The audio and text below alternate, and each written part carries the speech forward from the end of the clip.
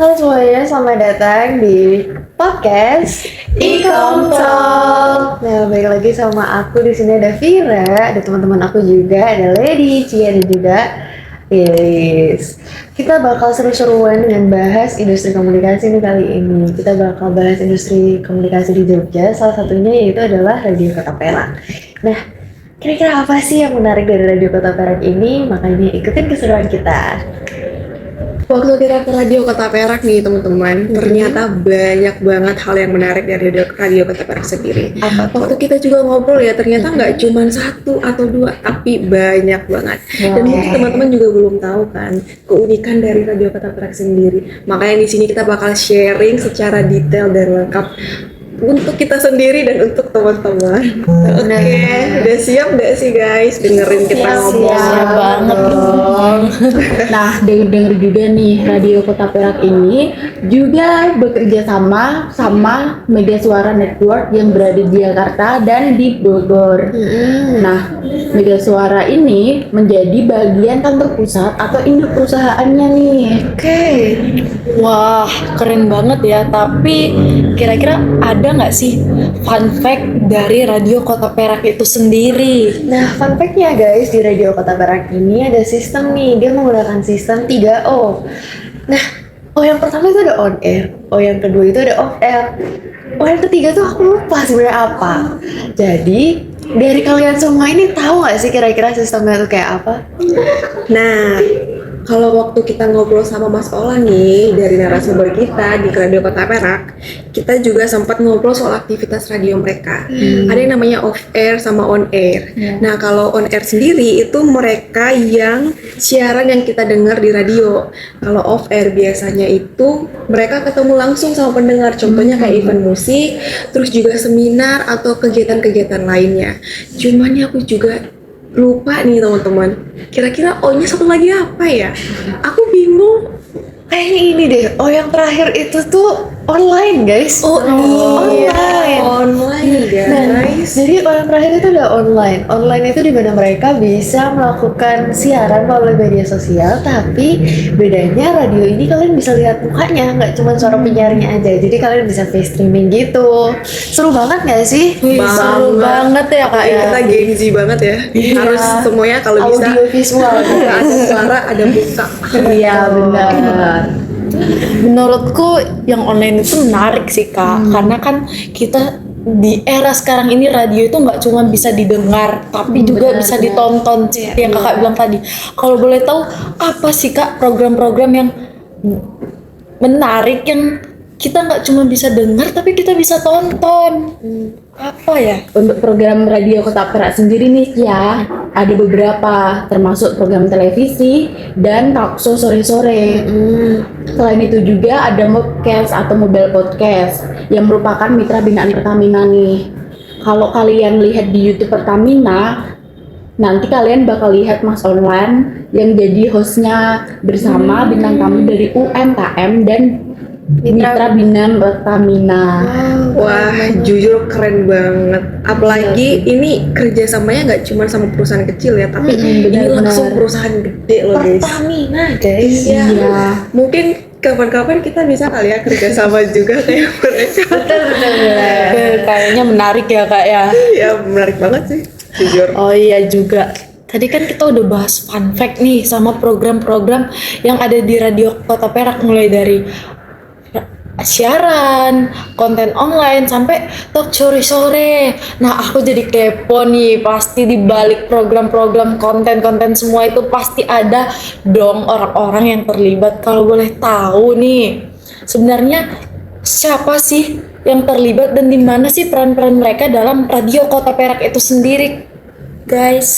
Nah, setahu aku nih, waktu kemarin kita berkunjung ke sana, jadi Radio Kota Perak ini tuh sebenarnya dipimpin oleh direktur utama. Nah, direktur utamanya itu ada Pak Andika. Nah, selain itu juga ada wakil direktur, direktur keuangan, dan juga struktur organisasi lainnya. Tapi selain itu, untuk yang lokal-lokal aja nih, kayak Radio Kota Perak ini, itu khusus banget ada station manajernya yaitu Mas Olan. Nah, selain itu juga ada para staff yang turut membantu dan mereka juga ikut siaran loh guys. Mereka tuh tetap siaran on air. Keren banget gak sih? Iya, benar-benar. keren sih. Ternyata keren juga ya mereka ini. Selain mereka punya beberapa program di radio sendiri, mereka juga memiliki struktur yang hierarki nih. Jadi Kepo mereka berkolaborasi dengan institusi dan lembaga dari mana saja sih kalau boleh tahu? Kalau tadi kan kita udah dengar nih guys, kalau mereka tuh kerja samanya sama perusahaan gede. Nah, aku juga bakal ngasih tahu nih beberapa kolaborasi radio Kota Perak sendiri yang lumayan banget banyak jaringannya. Contohnya nih kayak Mega Suara Kulon Progo, Sangaji TV, Mega Suara Indramayu, Mega Suara Sukabumi, Mega Suara Serang, satunya lagi di Bogor. Tapi nggak cuma itu loh guys, ternyata mereka punya 8 stasiun Wah, radio banyak juga, iya. dan mereka juga punya 2 stasiun TV. Gila nggak? Gila banget. Keren sih. Iya. Jujur, kalau di zaman sekarang radio kayak mungkin radio masih berkembang, tapi ini jujur masih kuat banget sih di era sekarang. Benar. Fondasinya mantap. Iya, bener banget. Wah, berarti di Radio Kota Perak sendiri jaringannya ini cukup luas ya Kak. Nggak cuman, aku kira awalnya mereka tuh cuman berkolaborasi cuman beberapa media aja kayak radio lain. Ternyata sampai ke televisi juga nih. Nah, aku mau nanya soal regulasi dan etika. Selama proses siaran pasti ada dong aturan atau pedoman apa sih yang biasanya jadi acuan di Radio Kota Perak? Kalau kemarin sih kita ke sana, kita dikasih tahu nih beberapa aturan ataupun regulasi yang dilakuin sama Radio Kota Perak sendiri. Yang pertama tuh ada on air. Biasanya itu kalau on air itu punya SOP siaran sendiri. Jadi setiap aturan yang tertulis itu ditulis di sana. Jadi setiap penyiar radio itu harus punya password afterword yang sama. Jadi nggak boleh beda-beda. Jadi kalau misalkan ada yang nanya, kenapa ya kok kalau misalkan mereka siaran sama terus? Ya iya karena ada teksnya. Gitu. SOP-nya ya Kak ya. Iya. Nah, staffnya juga harus datang maksimal 15 menit sebelum siaran supaya ada persiapan juga nih. Nah, kalau misalkan di on air sendiri tuh mereka nggak boleh sebutin merek guys. Aku juga baru tahu ternyata di radio tuh nggak boleh sebutin merek. Kalau dibayar sih nggak apa-apa. Kalau nggak dibayar jangan disebut. Ya, benar. Nanti untung mereka. Iya. Nah, yang terakhir yang satunya lagi itu udah off air. Itu ada office hold di mana malah melebihi itu lebih ke etika pakaian sih. Jadi mereka tuh kalau misalkan siaran itu lebih cara berbusananya. Cara bagaimana dress up untuk groomingnya. Kalau peraturan tidak tertulisnya mungkin lebih ke kalau setiap staffnya itu tuh nggak boleh datang jadi tamu di podcast yang lain atau di radio yang lain.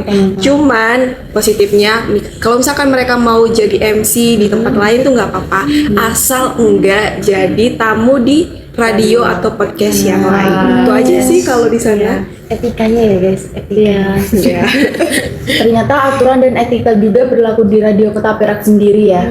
Jadi apa sih, pengen tahu aku tuh keunggulan dari Radio Kota Perak sendiri dengan bekerja sama perusahaan yang lain tuh apa sih keuntungan mereka? Nah, kalau misal ditanya keunggulan pasti ada ya Kak. Kalau keunggulannya sendiri, Radio Kota Perak ini tetap bertahan di antara radio-radio yang lain yang udah banyak banget gulung tikar.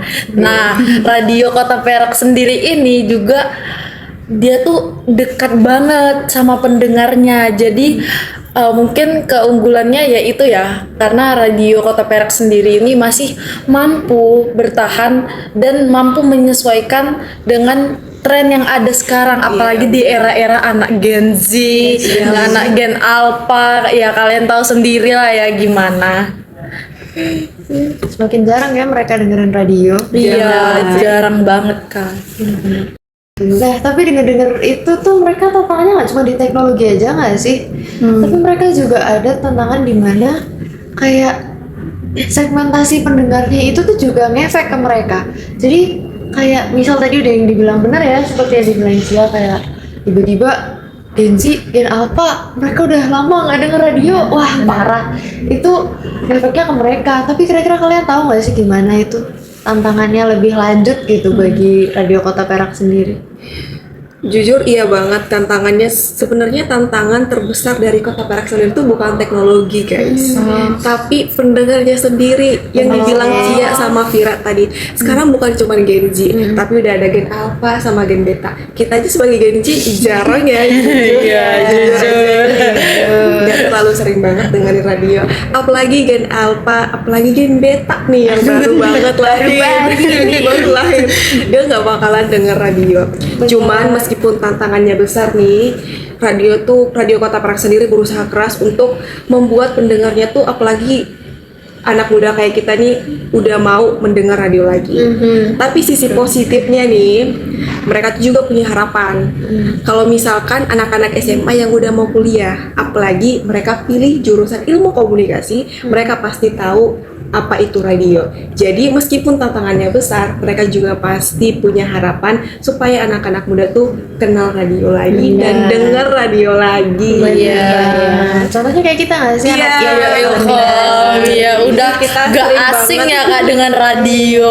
Radio is everywhere, guys. Dari Radio Kota Perak sendiri kan tadi juga sering bekerja sama, berkolaborasi nih dengan berbagai perusahaan ya. Ada yang tahu nggak sih pengaruh perusahaan bekerja sama langsung nih dengan Radio Kota Perak sendiri? Oh, kalau untuk kerjasama dengan perusahaan itu ternyata ngaruh banget ya Kak. Karena selain membantu program yang ada, produk atau brand mereka juga jadi ikut dikenal oleh pendengar lewat siaran dengan cara yang santai dan nyambung sama kontennya. Jadi kayak karena kita sering kerjasama, kita juga lebih dikenal, radio kita dan brand mereka juga bakal dikenal sama pendengar kita. Jadi kayak ada timbal balik lah ya. Tapi kan kalau misal dari industri itu atau organisasi pasti punya permasalahan sendiri nggak sih guys? Iya pasti punya sih. Kan Radio Kota Perak nih udah bisa dibangun sampai sekarang dan bertahan. Dan mereka juga punya masalah. Tapi kalian tahu nggak sih gimana caranya mereka itu menanggulangi masalahnya sendiri gitu loh? Jujur aku kepo sih. Aku juga kepo sih. Kalian tahu nggak? Aku sih, aku kasih tahu guys. Gimana tuh? Gimana tahu konflik di Radio Kota Perak sendiri ini pernah sempat terjadi dan memengaruhi dinamika komunikasi mereka. Nah, ini terjadi pada awalnya berdiri. Nah, Radio Kota Perak sendiri ini sedikit mengalami persaingan karena format siaran yang hampir sama dengan Mega Suara Kulon Progo. Nah, formatnya ini di Radio Kota Perak yang sama-sama menjual lagu dan segmen yang hampir sama. Kemudian kami di Radio Kota Perak sendiri membuat dua segmen yang berbeda. Di Radio Kota Perak tidak memutar lagu dangdut, campur-sari, keroncongan dan maupun lenggan. Tapi karena jenis lagu ini sudah di bagian Mega Suara Kulon Progo, jadi ya udah konflik antara mereka itu dibagi segmen aja gitu guys. Jujur ini Radio Kota Perak juga aku ngiranya gak cuma konflik antar internal tapi juga di luar mereka ya. Dan ya ternyata semuanya memang punya masalah guys ya. Dan kalau dikomunikasiin pasti ada jalannya. Makanya communication is key kan? Iya. Karena masuk ilmu komunikasi. Promosi. Oh iya nih, aku mau tanya dong ke Cia gitu. Dari Radio Kota Perak kira-kira apa sih yang perlu ditingkatin nih dari pengelolaannya?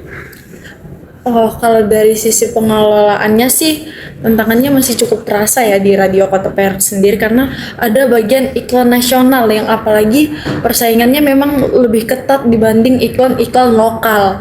Benar juga sih karena meskipun Kota Perak masih cukup kuat untuk iklan lokal, ternyata persaingan dalam mendapatkan iklan nasional itu tetap jadi salah satu hal yang perlu kami tingkatkan lagi gitu sih guys. Wow.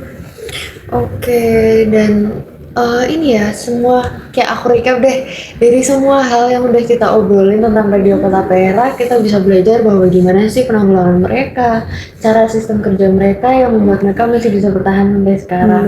Mungkin semua itu memang harus tetap bertahan dan berkembang sesuai dengan teknologi ya. Jadi ya agar kita bisa tetap bertahan terus, kita harus terus beradaptasi kan. Iya, benar banget. mungkin cukup ya pembahasan kita yang udah seru banget dari tadi. Kayaknya udah keseruan nih sampai Lupa waktu ya. lupa waktu. Jujur ya. Nah, mungkin segitu dari kita, dan jangan lupa untuk tetap terus nonton podcast Ikom Talk dan juga bisa dengerin program atau segmen dari 94,6 FM Radio Kota Perak Jogja. Ini segitu aja dari kita. Bye bye.